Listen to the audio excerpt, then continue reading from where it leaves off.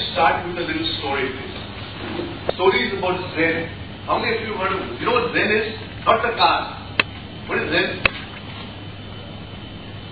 See, Zen is a branch of Mahayana Buddhism. Something. You know Dhyan? Have you heard of Dhyan? What is Dhyan? Meditation. Now Dhyan as a product or a concept got exported. And it went to China. And the brand name changed. It became Charm. Then it went to Japan and the brand name changed again. It was called Zen. Then from Japan, Zen went to America. And America is the land of marketing people, right?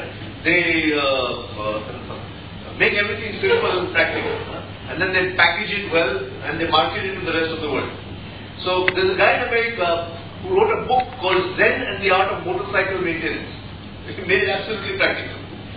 That became an international bestseller which Indians are buying. So Indians will buy the Dhyan from him. It's when it goes all over there, gets packaged, it comes back, and we pay dollars and then we buy it. That's why our academy is based in the US. The brand sells. There was a story about an American Zen master who heard that a Japanese Zen master is coming to town. So he goes to check him out, just to see what's happening. Like most of you, when I first started training, about 23 years ago, I started young. I had this assumption that people came to the classroom to learn something. Later, as time has gone by, I've grown a little older and a little wiser. Not much. And I've realized that people come to the classroom for many things, not necessarily to learn. For example, some people come to the classroom because they have to. Give lectures. Some people come to the classroom because the friend is also there. That's a So other people come to the classroom because in the corporate, some people go to classroom because of income tax rebate. Which means there's a budget, so you have to finish the training with it. So people come to classroom for different reasons. Regardless of why they come, our job in our sessions is we do something which we call colloquially cracking the coconut, which is getting the person open to learning. Back to the Zen guy. Japanese Zen, so some people come even to check it out. So this Japanese Zen guy comes to America and American Zen guy goes to check him out. Now watch this thing. I know you'll start slow, right? So starting slow. American guy goes and sits in front of the Japanese guy. And he sits like this, cross arms, cross legs. You know what this gesture means? From body language point of view? Defensive. See, most of the vital organs are in this part of the body, not all.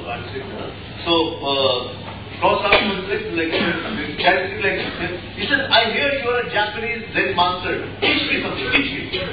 Imagine you go to any teacher, lecturer and go to him and say, teach me. What do you think? Teach. Teach me.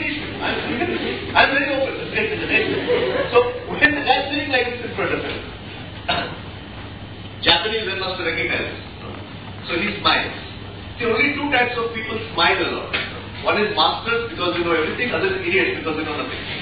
Most of us don't smile so much. We're all serious people. So this Japanese guy, he smiles and that is the custom, he offers them tea. So imagine this, there is a tablecloth on the table, there is a kettle full of tea, there is an empty cup and a saucer. Those of you who heard the story, look at this time.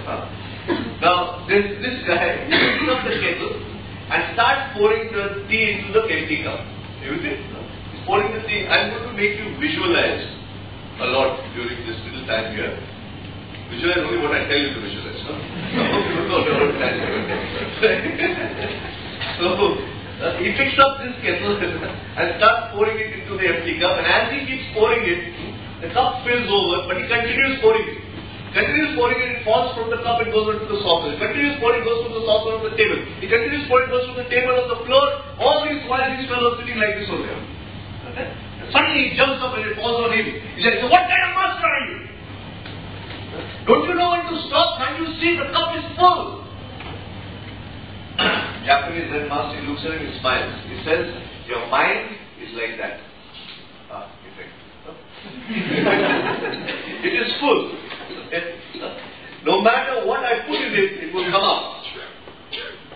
So the first thing you need to do is, whenever you go to any place, is empty your cup. Because then only you begin learning. Okay, one more thing I like to do. Now wait,